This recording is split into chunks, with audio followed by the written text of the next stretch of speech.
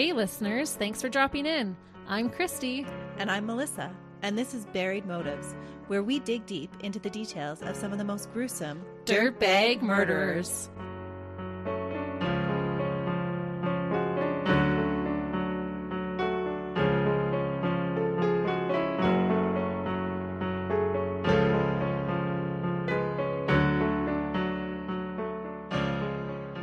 Hey listeners! Welcome back to Buried Motives. We're glad you're joining us for another week. Are you ready for a story? I am ready for a story. Story time with Christy and Melissa. Melissa got here 2 hours ago to record, and we have been chatting it up. It's always good times. That's why we're so happy when we tell these murder stories. Yeah. You know how I feel about couple killers. Yes, they're star-crossed lovers. Well, they've got something crossed, these two. It might be some wires. That's right. Something is definitely crossed in these two. But I'm excited to tell it. My last case was about a romantic relationship gone wrong. But in the spirit of it still being Valentine's month, I thought I would do a case about lonely hearts. Ooh. Because not every person has a Valentine. If you are one of those people, this case may make you feel a little better about being single, because our victims in this case made the fatal mistake of searching for love in all the wrong places. Oh no. Who's been there and done that? Not me. Yeah, not you. Melissa married her high school sweetheart. Even grade school, actually. Yeah, that's why I was like, it's not high school sweetheart. Yeah. She married her grade school sweetheart. Today, we're going to talk about the infamous Lonely Hearts killers. A lonely heart killer is someone who preys on those seeking love through personal ads in the newspaper, either by placing an ad or responding to one. So in today's sense, this would be like finding your victims on a dating app. So on Tinder, they're looking for victims? Oh, absolutely, that happens. Oh. Haven't you heard any of those cases? No, remember I married my grade school sweetheart. That is true. Unfortunately, it is a way for people to find their victims. Raymond and Martha are a killer couple who did just this. They used the Lonely Heart section of the newspaper to find vulnerable and unsuspecting victims to take advantage of and ultimately murder. So does this remind you of any other cases we've done? Yes, this has Major Balgunnis vibes. It absolutely does. I thought of her while I was writing this one too. Yeah, she's like the original. I guess she wasn't the original because it happened at that time too, but she used the newspaper to find her victims. That's right. But she was like 1800s, right? Oh, yeah. Yeah. So we're going a little bit more recent. More contemporary? Well, kind of. It's like 1940s, this one. So we're not quite into the Tinder app age. No. So this is the in-between Belle and dating apps. Okay. I will talk first a little bit about both of their backgrounds before they met and started their murderous love affair. And I thought, let's start with Martha, ladies first and all. Martha Jewel Seabrook was born on May 6, 1920 in Milton, Florida. She had one brother and 3 sisters. Martha did not have an easy childhood. Oh. Yeah. She reportedly had a glandular problem that made her gain weight. She also went through puberty quite early, causing her to be fully developed with an adult sex drive by the age of 10. Oh, wow. So I don't know if that's connected with the glandular issues that she was having, but she was going through both. Sometime during her childhood, Martha claimed that her brother had raped her. She told her mother what had happened, and in response, her mother gave her a vicious beating and told Martha that she was the one responsible for what her brother had done. What? Yeah. Why was she responsible when he had done it? I don't know. This is this would have been like probably 30s. Yeah. Or 20s, right? As always. And her 10-year-old has this fully developed woman's body. And so maybe she's blaming it on that. So was she diagnosed with this glandular issue? Yes, she was diagnosed with a glandular problem is all that it said. It didn't say what specifically. Martha's mother would continue to torment her as well as belittle her for being overweight. The kids at school would also bully her about her looks. And she gets a really bad rap for being homely in most accounts that I read. But I think she does have some attractive features for a dirtbag. You showed me a picture of her, and I didn't think that she was too, she's not ugly. Like, Not that anybody's really ugly. But we are going to talk about this a lot throughout the case because people really seem to fixate on her weight. And I think a lot of those remarks are solely aimed because of that. Oh, really? Yeah. Oh. Which is unfortunate. Let a girl be curvy. And I'm saying that because I'm a curvy girl. Yeah. Be whatever you are, actually. That's right. If you're skinny, you're skinny. If you're curvy, you're curvy. Yeah. Martha would later report that she had attempted suicide many times throughout her life, starting in her youth. After finishing grade school, Martha studied to become a nurse. However, she had trouble finding a job because no one would hire an overweight nurse. What? Yeah. I read she even graduated nursing school at the top of her class, but still had a hard time getting employed. Eventually, Martha found a job at a funeral home. She was an undertaker's assistant and would prepare the female bodies for burial. That doesn't make any sense to me. What does Right? her weight have to do with anything of her capabilities? It shouldn't. But this would be, like, if she was born 1920, this is probably getting close to 1940. Maybe hyperfixated on that. I don't know. I didn't live in the 40s, but think even how fixated we are right now on our looks. Attractive people do have a leg up in the world. I guess sometimes it's just hard for us to understand what it would have been like back then. Like, I would never be passed over for a job now in nursing Right. if I was overweight. Yeah. Or at least you would hope not. But sadly, I think that happens sometimes, right? Probably even still today that happens in certain jobs. Martha decided to quit that job and move to California. There she worked as a nurse at an army hospital. While in California, Martha met a soldier and fell pregnant. It is rumored that this was a one-night stand. Martha wanted to marry the father of her child, but that was the last thing that he wanted to do. Oh. In fact, he had attempted to end his own life by jumping into the California Bay. He survived, but never had anything to do with Martha or their future child. And I thought, can you imagine having a man rather kill himself than want to marry you? Maybe he had other issues going on. I can't don't imagine know. that was the sole reason. But I don't think that could be really good for the self-esteem. No. She can't get a nursing job because she's too overweight, and now this man gets her pregnant on a one-night stand and would rather jump off the off a California bridge. Bay. Yeah, that's not Then an to marry esteem her. booster. No, it's not. So alone and pregnant, Martha moved back to Florida.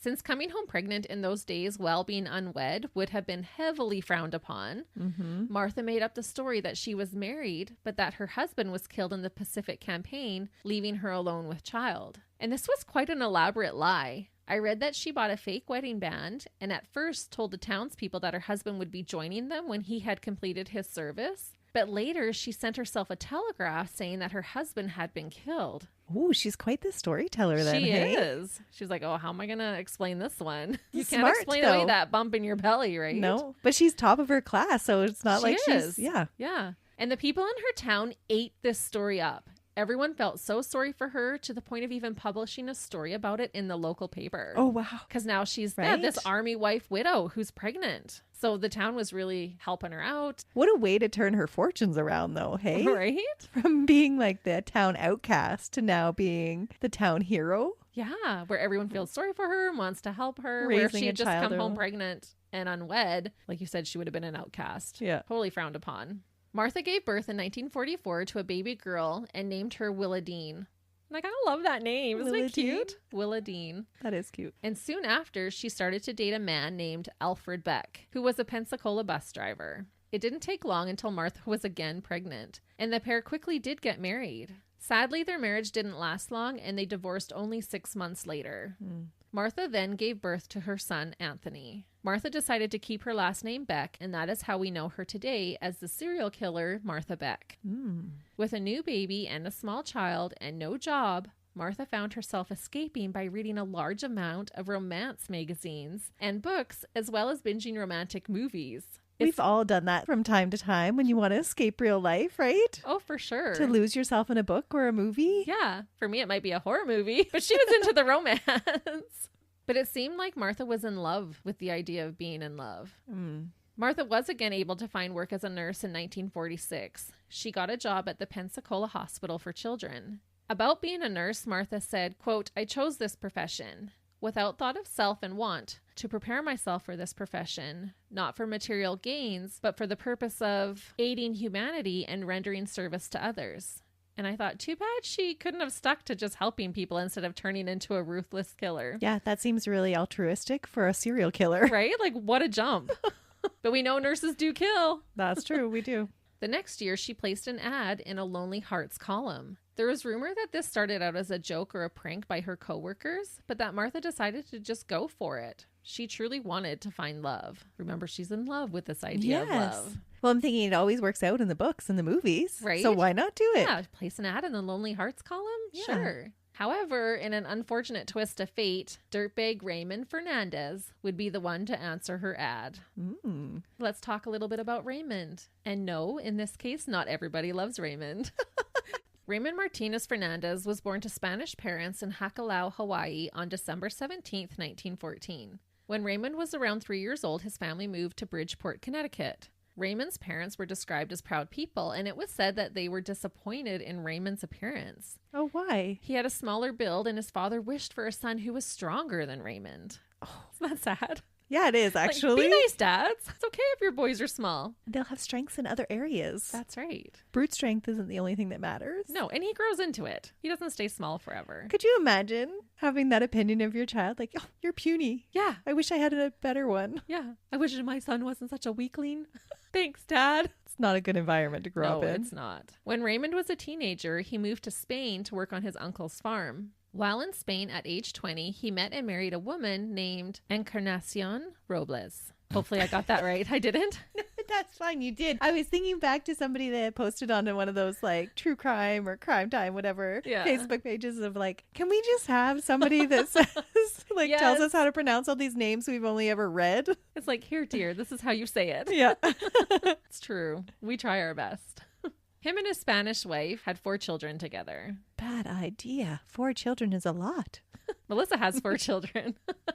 No, it's a good idea. It is. She has really wonderful children. I love them all. They lived in a village named Orgiva, and it was said that Raymond had now grown into a well-built, handsome man who was gentle and well-liked. Oh. Raymond served in Spain's Merchant Marines, but then became a spy for the British intelligence during World War II. Oh, that's quite the occupation. Right? The Defense Security Office in Gibraltar said he, quote, was entirely loyal to the Allied cause and carried out his duties, which were sometimes difficult and dangerous, extremely well. Oh, wow. I guess it didn't matter if he was small when he was a child, Dad.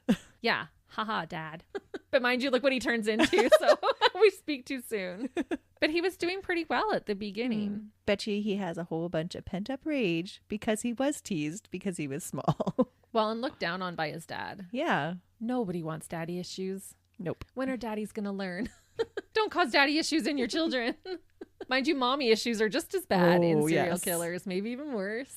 One day, Raymond decided that he wanted to try and live the American dream and hopped on a ship that was U.S. bound. What about his kids? Well, I'm just about to tell you that. He left his wife and children in Spain and never looked back. What? Basically abandoning them all. So he's a selfish dirtbag. Oh. He's just like, I want to live the American dream. That is a dirtbag move. I'm going to get on this ship. But as karma would have it, while on this ship, a steel hatch fell on top of Raymond's head.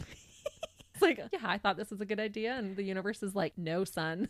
You don't abandon your wife and 4 children. Serves him right. The steel hatch fractured his skull and significantly damaged his frontal lobe. Oh, so he had some serious head trauma. He did. Once the ship docked, he spent December of 1945 to March of 1946 in the hospital recovering. Conveniently, he needs a nurse. He does need a nurse, but that's not how this happens. Oh. But that would have been a good segue.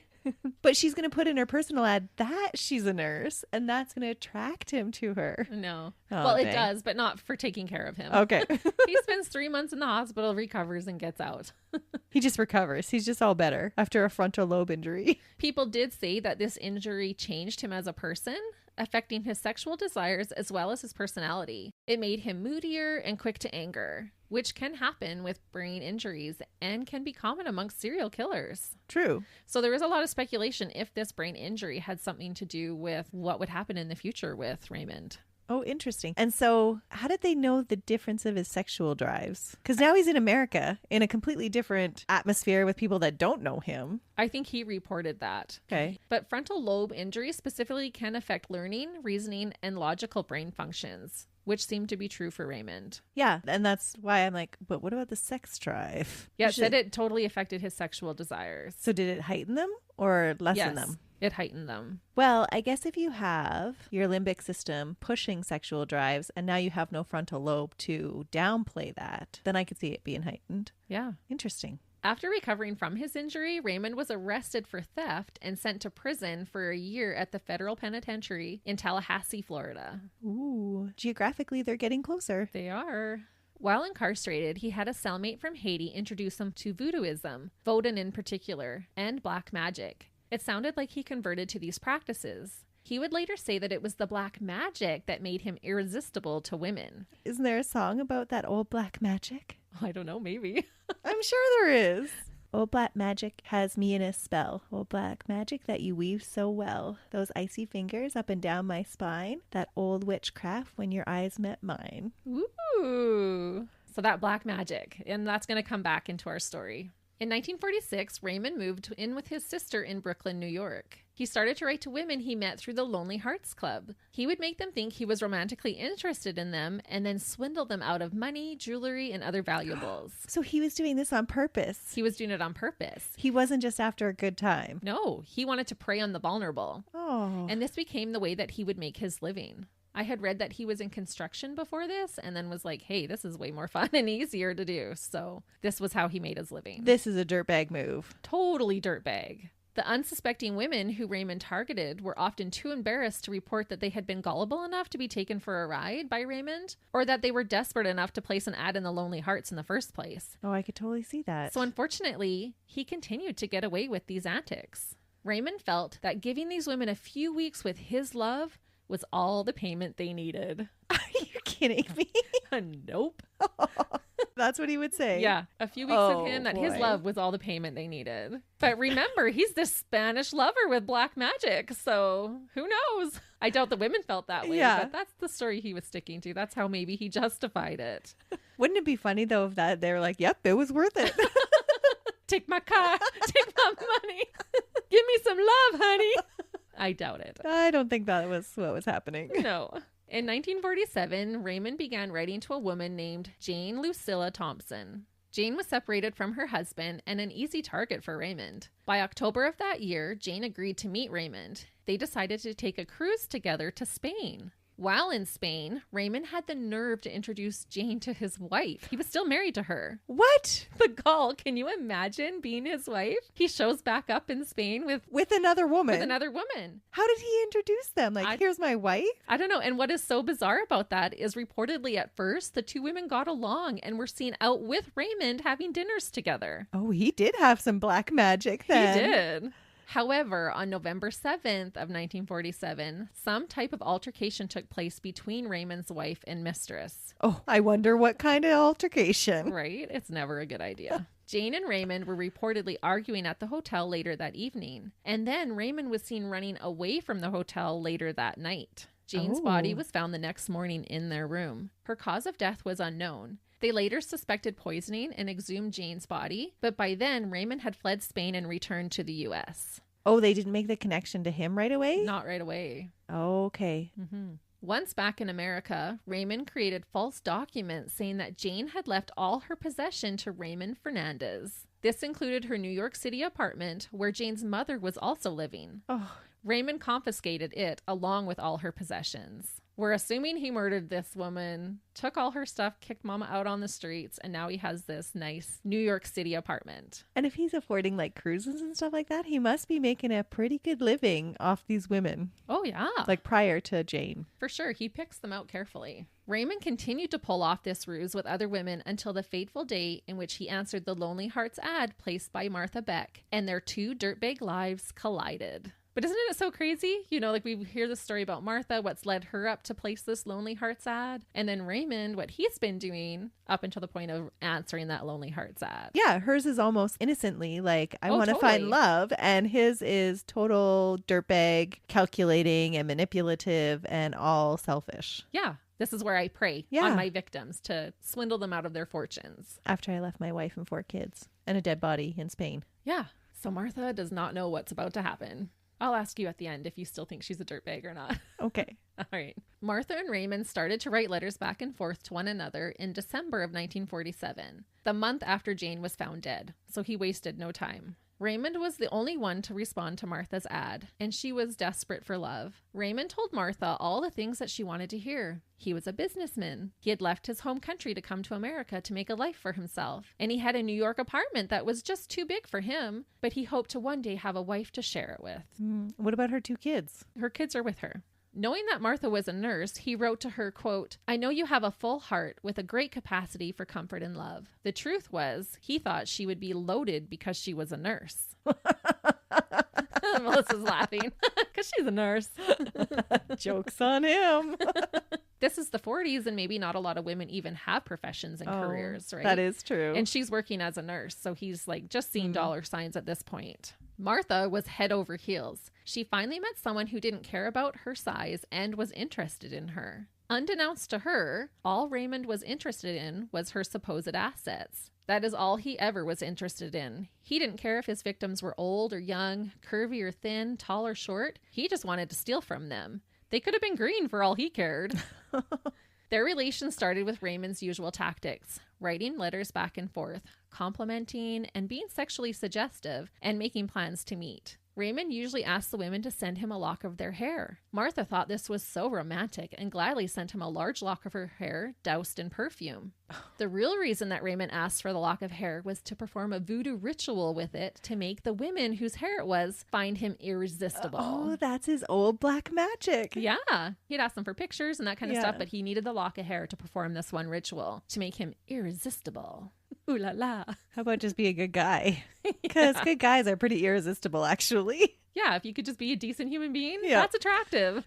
Finally, Raymond decided that they should meet. He took the train to Pensacola, Florida, on December 28th, 1947. Martha met him at the train station. They went back to her place, and Raymond made his moves repeatedly. Oh. Martha was instantly in love. She was smitten. She finally found her Romeo, who loved her for her. After only a few days, Raymond realized that Martha didn't have the kind of money that he thought she did. And at this point, Martha wanted to get married, and Raymond wanted the next train out of Pensacola. Oh, no. Can you just see all of this happening? Oh, no. He told Martha that he had business to attend to and return to New York, but that he would be back. Oh, of course He's just stringing her along. Martha thought that he was coming back and that they would start their lives together. However, a couple of weeks later, Martha received a letter from Raymond saying that it was over. Martha was so devastated that she attempted suicide again.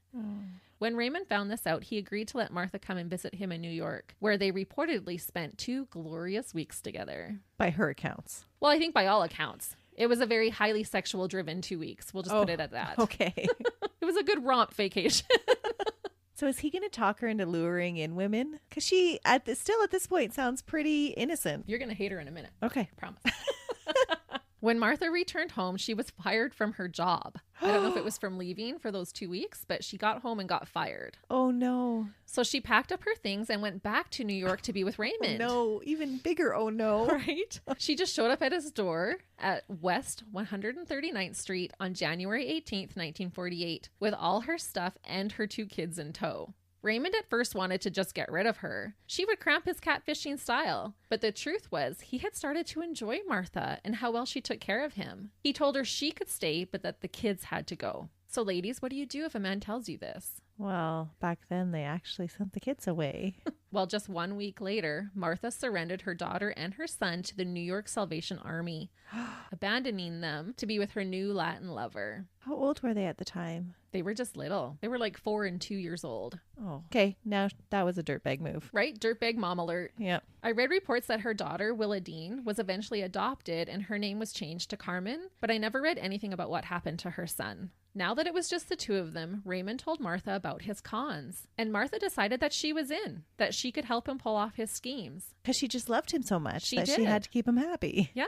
She's like, well, I can do that. And she's a storyteller. Oh, true. Right? She knows how to con people. She conned a whole town. She did con a whole town, so she's not opposed to lying. Raymond figured that because Martha had gone to the extreme of giving up her children for him, he could trust her with his secrets. That's a valid assumption. And it was true. Yeah. He was right. The 2 were now ready to get to work. Raymond couldn't really seduce women with Martha as his girlfriend, so they came up with the plan that Martha would pose as his sister or his sister-in-law. She's not Spanish. No, she's not. So the sister-brother thing isn't going to work very well, is it? No, people do believe that she's his sister in some of the accounts. More commonly, it does say that it was his sister-in-law. But yeah, I know that there were some that were sister.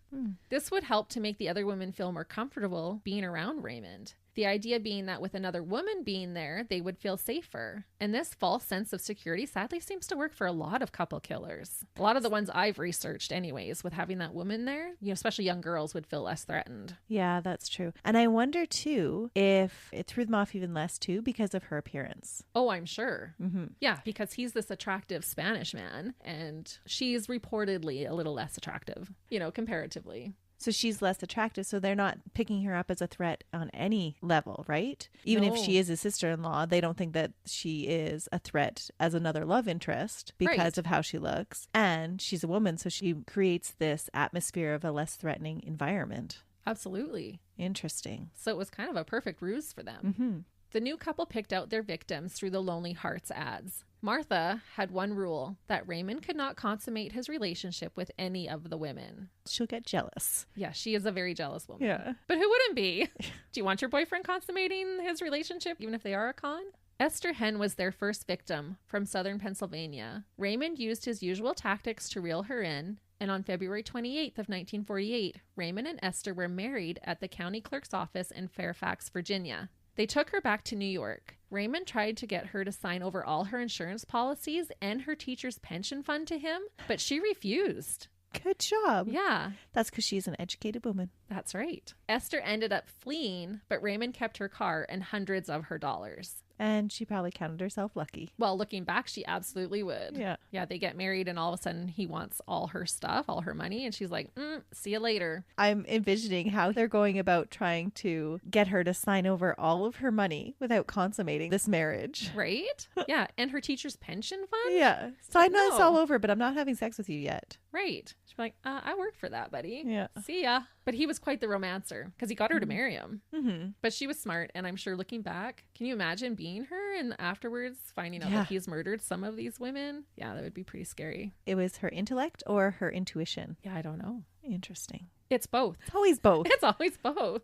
On August 14th, 1948, Raymond married a woman named Myrtle Young from Green Forest, Arkansas. They were married in Cook County, Illinois. Martha was worried about them having sex, so she slept in the bed with the newlyweds. And understandably, Myrtle was not happy about this. Yeah, no kidding. She's like, why is your sister here in our bed, or your sister-in-law?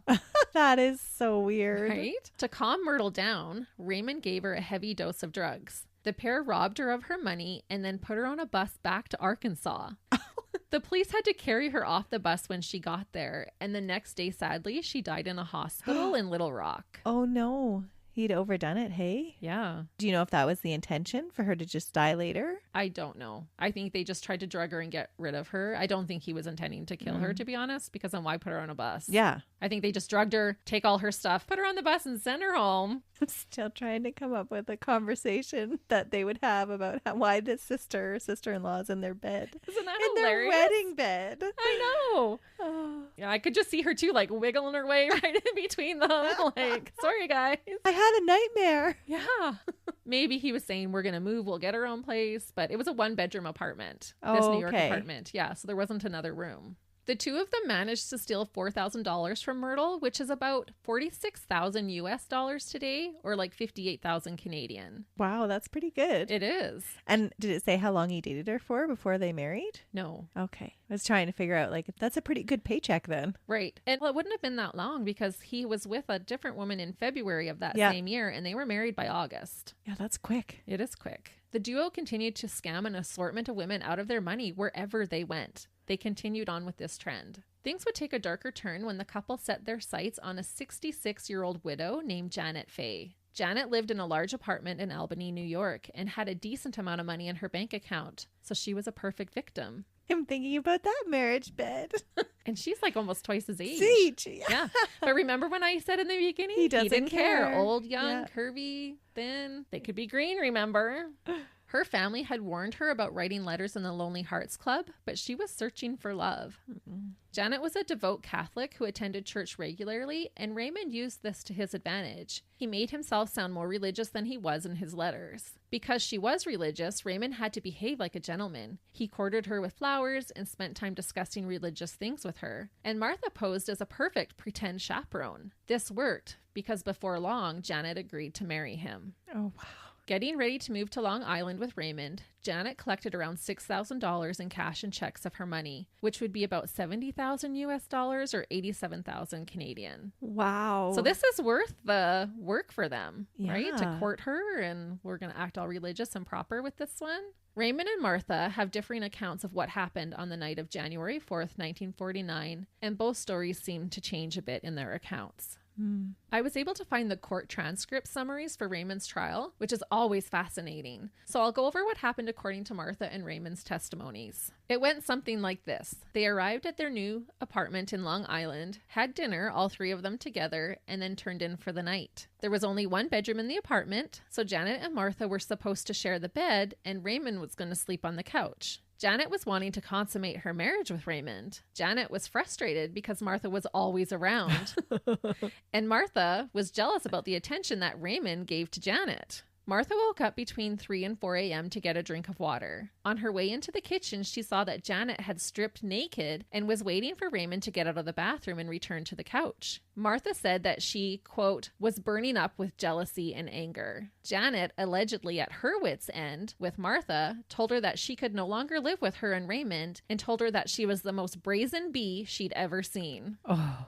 At first, Martha claims that after this, she blacked out and doesn't remember what happened. She said when she came to, Raymond was holding her by the shoulders and shaking her, and once alerted, she saw Janet laying at her feet, slumped over a suitcase with a bleeding head wound. Oh, so she just went crazy. This is what she says at first. Okay. Raymond said he heard them arguing and then came into the room to see Janet slumped over and blood everywhere. He said Martha was in a daze just standing there by Janet's body. In her fit of rage, Martha had grabbed a ball-peen hammer and struck Janet in the head twice. Police believe that Raymond finished her off by strangling Janet with a white scarf that was later found around the victim's neck. Raymond said he didn't strangle her, but only tied the scarf around her neck to try and catch all the blood spilling out of her head. According to a later confession of Martha's, it is believed that Martha struck Janet on the back of the head and that she didn't die at first. She lay there moaning, and so Raymond, wanting to keep her quiet, first drank some whiskey and then tried to strangle her with his bare hands. But when that didn't work, he wrapped the white scarf around her neck and tied a knot. Raymond slid the hammer handle through the knot and twisted, creating a tourniquet, and kept twisting it until she no longer made a noise. Martha and Raymond kept changing their stories, but it seems like this was the most plausible account. When asked what happened after Janet was dead, Martha said she straightened up and then said to Raymond, quote, "Oh my gosh, darling, what have we done?" The pair tried to stuff Janet's body into a trunk, but she wouldn't fit. So they put her body in the closet to go out and purchase a large enough trunk. They also made an unsuccessful attempt to cash a $2,000 check. The couple searched for a house to rent where they could hide the body. Raymond said a house that, quote, had a yard or garage or cellar or something where I can dig a hole in the ground and put her body. They found a house at South Ozone Park and rented it. So this is very elaborate to try and hide this body. Let's rent a house. So bizarre. It is. I'm sure there was lots of other ways to get rid of the body, but they decided let's rent a house. And they're making good money. Yeah, I guess. You know, they're probably rolling in it at this point, so why not? We'll rent a house, hide some bodies there. But isn't her family going to be missing her? Well, they will, and they do. Oh. 10 days after she was murdered, after moving the body around, they take her from place to place. They even put her in Raymond's sister's house for a while. That would smell so bad. I know. It took them 10 days to get this all figured out. There was not some forethought in that, because I don't think it was premeditated for Martha to kill her. That wasn't the original plan. And it sounds like they both were describing her as dazed, and she said she blacked out. Right. So that does sound like a crime of passion. I think it was. I don't know for sure if she blacked out, but because she's a good storyteller, who knows? Raymond broke through the cement floor at their new rental and dug a hole for Janet's body. He placed her body in the ground, covered it with dirt, and then filled the hole with fresh cement. When Janet's body was later exhumed, a medical examiner performed an autopsy on her body and concluded that the victim had 2 puncture wounds in her head. Both broke through the skull and entered the cranial cavity. The victim would have eventually died from these wounds, but her larynx was fractured from strangulation after the injuries to the head. The fractured larynx would have caused death within a few minutes, making her cause of death strangulation rather than the blunt force trauma. Oh, interesting. So their stories match what the evidence said. It does. So that's why I think that one is a little more plausible. Yeah. After Janet's body was buried, the pair cashed all the checks and typed out a letter to send to Janet's family telling them that that she was happy with her new love and was moving to Florida. So they typed out a letter as Janet. As Janet to send to her family because they don't want them to come looking for her. And we've seen this in other cases too, where they try to write a letter to act like they're the person that they've just killed to get people off their trail. Well, that's what Belle did, right? Yeah, it's really Belle vibes, isn't it? Janet's family knew right away that she did not write this letter. She did not own a typewriter and didn't know how to type. They immediately contacted the police, and Raymond and Martha fled the area in hunt of their next victim. They found their next victim in Grand Rapids, Michigan. Raymond had already been writing letters to another widow, 41-year-old Delphine Downing. Delphine had a 2-year-old daughter named Raynell. Raymond told her his name was Charles Martin and that he loved children. After several weeks, they decided to meet. She didn't seem to mind that he would be bringing his sister Martha with him. Delphine took to Raymond and loved how he was with her daughter. Before long, Raymond was having sexual relations with Delphine. Oh, no. Guess how happy Martha was about this? Not very happy. No, this was her one rule. Apparently, one morning, Delphine walked in on Raymond in the bathroom without his toupee on. She didn't know he was balding. She got upset and felt like Raymond was being deceitful. And I thought, oh, honey, if you only knew. The toupee is just the tip of the iceberg. Pun intended. In an attempt to calm her down, Martha convinced Delphine to take some sleeping pills. Martha seemed calm at this moment, but inside, Martha was raging about the love of her life sleeping with another woman. After Delphine took the sleeping pills, her daughter started to get upset, possibly sensing that something wasn't right with her mom. Unable to calm the 2-year-old down, Martha snapped and began to choke the toddler until she became unconscious. Oh, no. She hadn't killed the child, but Raymond was furious because when Delphine would awake, she would see the bruises all over her daughter's neck and likely go to the police. They're starting to scramble a little bit with their stories. They are. Martha yelled at Raymond to do something, so he went and got Delphine's late husband's handgun. He wrapped it in a blanket to weaken the sound, placed the end of the gun against Delphine's head, and pulled the trigger. The bullet entered her brain, killing her instantly. Knowing what to do this time, Raymond went into Delphine's basement and dug a hole, threw her body inside it, and covered the grave with cement. Martha cleaned up the blood, and then the pair spent the following couple of days cashing checks and collecting Delphine's money. Baby Raynell was crying a lot and was refusing to eat. Well, she had just been strangled. She probably had a sore throat. Yeah, she probably did. This was wearing on Raymond, and so he told Martha to take care of the problem. Martha took the wee girl and drowned her in a metal tub filled with water. Oh, I don't know how you could do that as a mother. No, well, she'd abandoned her own children. I know, but I was just thinking, like, even just that interaction with that little girl, wouldn't that bring back thoughts of her own children? You would think. And stir up emotion? Yeah, so do you think she's a dirtbag now, Melissa? Yeah, she's getting to be more of a dirtbag for sure. More of a dirtbag. She's full on dirtbag. She's won the badge. Raymond dug another grave and Raynell was buried next to her mother in their once loving home. After the baby was taken care of, instead of fleeing the scene, our killer couple decided instead to go catch a movie. What? Popcorn and a gallon of pop fixes everything, right? It does for me, but I've never murdered anybody. Delphine had been close to her neighbors, so when they hadn't seen her or her child in a few days, they luckily became suspicious and called the police. Just as Raymond and Martha were packing their stuff and getting ready to go, on February 28, 1949, there was a knock on the door, and when Raymond opened the door, he was met with officers of Kent County, Michigan. Oh, wow. So they caught them just in the nick of time. Yeah. Once arrested, the police told the killer duo that they should confess in Michigan because Michigan didn't have the death penalty. But if they were to be tried in New York, where Janet's body was found, they would likely be put to death. This worked, and both Raymond and Martha confessed. However, the cops pulled a fast one and they were sent to New York to be tried.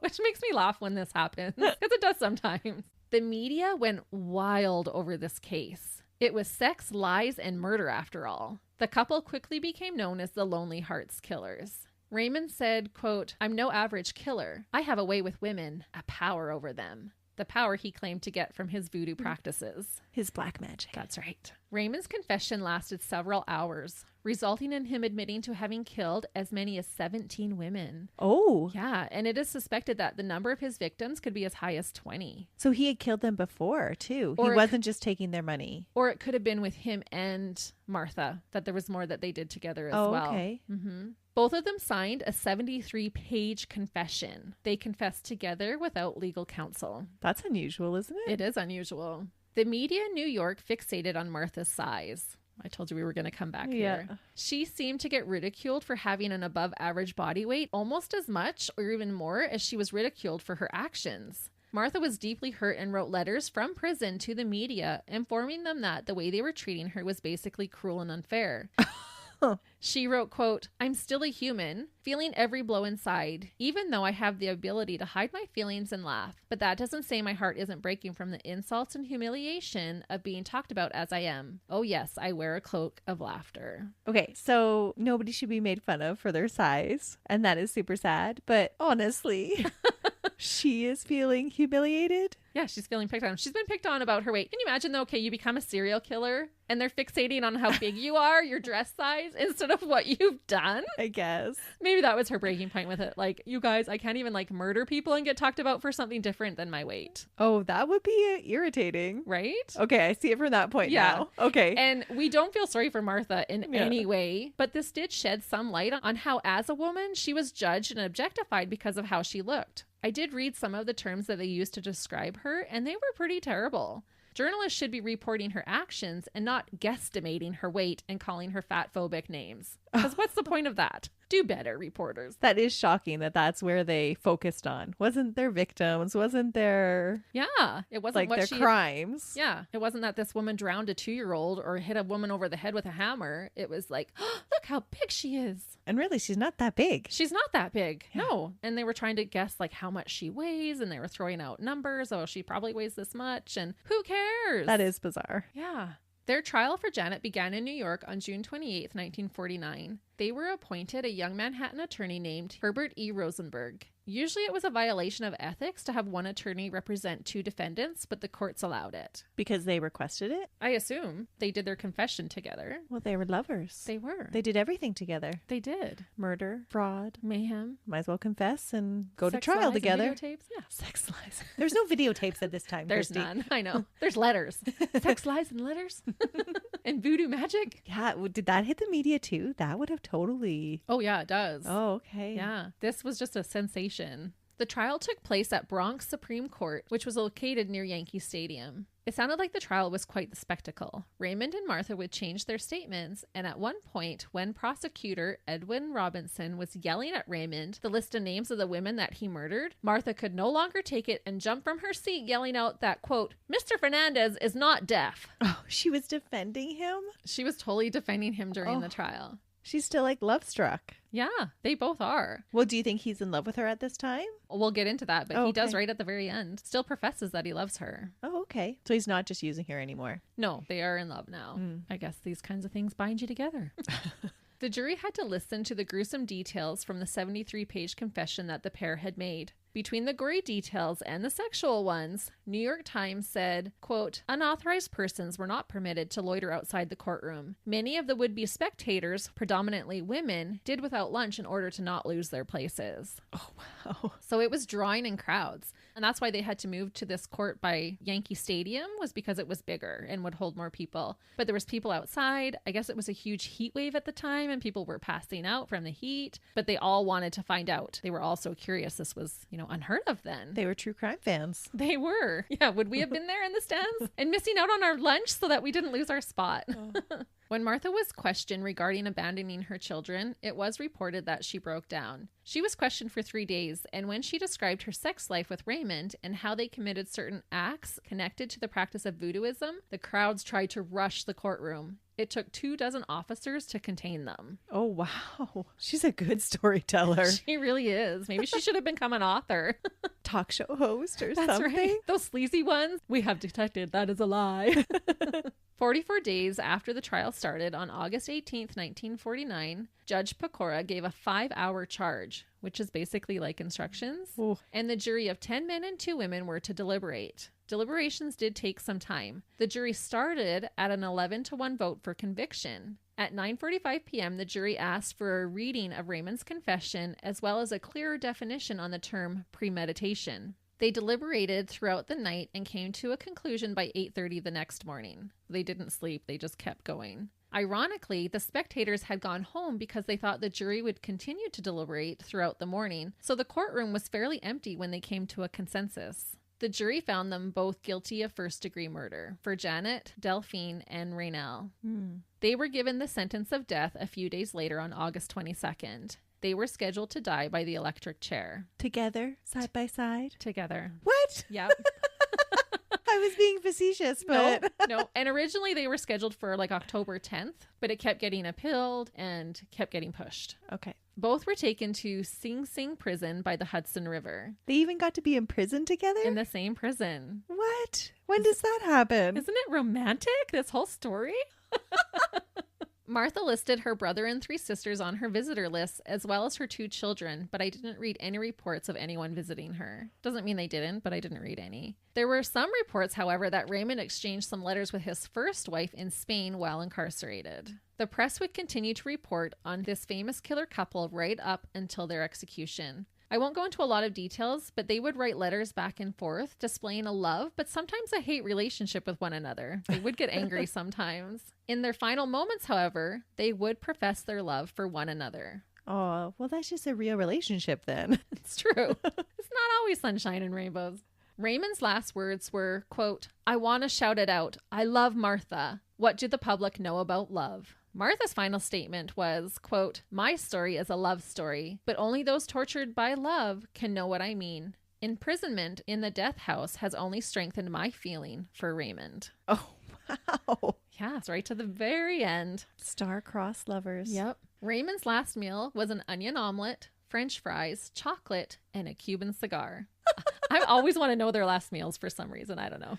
Martha chose fried chicken, but no wings, French fries, and a lettuce and tomato salad. Their executions took place on the same day, March 8th, 1951, at the Sing Sing prison. Martha was 31 and Raymond was 37 years old at the time of their deaths. Raymond was executed first, followed by Martha. It was said that right before Martha mouthed the words, "so long," but no sound exited her body. Oh. 2 other inmates had been executed right before them, John King and Richard Power. The first execution was at 11 o'clock p.m., and the last one, Martha, was completed by 11:24. Oh, that was quick. Yeah, I thought, did the chair even have time to cool down in between?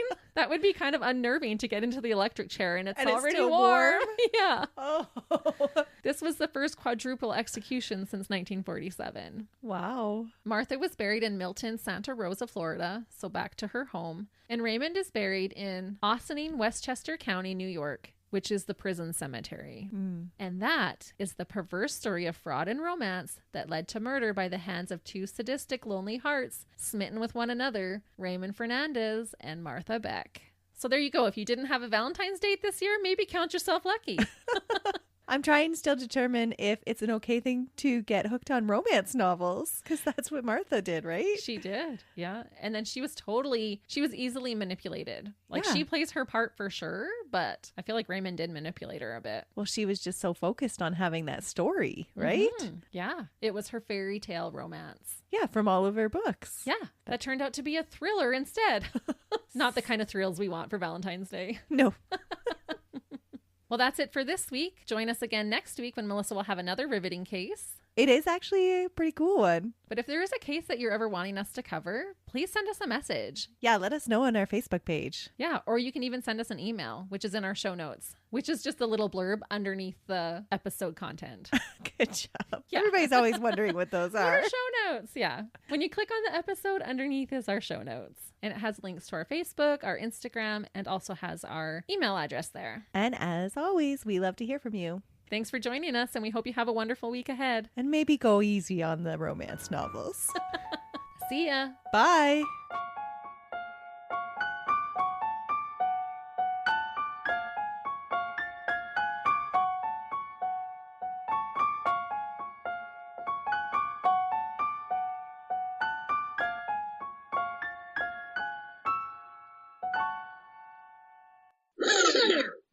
Which And can then- lead to murder. I am your captain. Buckle in. Get to the back of the bus. We're filling this train up. Planes, trains, and automobiles, people. Oh, I'm like talking stupid today. I'm sorry. You said brutal, and so I was like, oh, they must do really bad things then. Well, they do, because we're talking about murder. I'm not talking about them going to the children's hospital and volunteering. So like on Tinder, they're looking for So on Tinder, they're looking. You're weird. Orgiva. Me a money. Or give me the story. Abandoning them.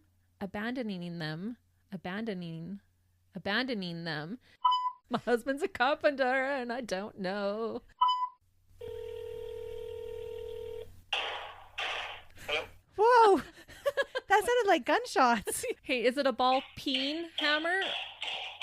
Is it a what? See, proof he's a carpenter. Is it a ball peen hammer or a ball pen hammer? Ball peen. Okay, thank you. Okay, goodbye. Thanks. Well, at least I know he's at work. Come on. I'm going. We are after different thrills on Valentine's Day. We don't know what we're doing, but we're doing it anyway. Can't they just do our work for us?